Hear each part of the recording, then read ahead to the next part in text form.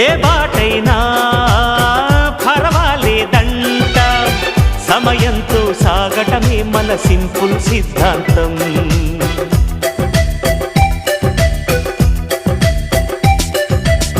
చిరుగాలికి పరిమళమిచ్చే సిరిమల్లెల వనమై ఉందాం, గగనాన్ని నేలను కలిపే హరివిల్లుల బంతెన అవుదాం.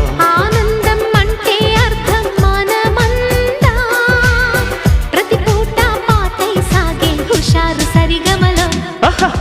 ఎన్నో ఎన్నో రాగాలుండే సంగీతం కాదా, చల్లకి నవ్వుల కేరింత.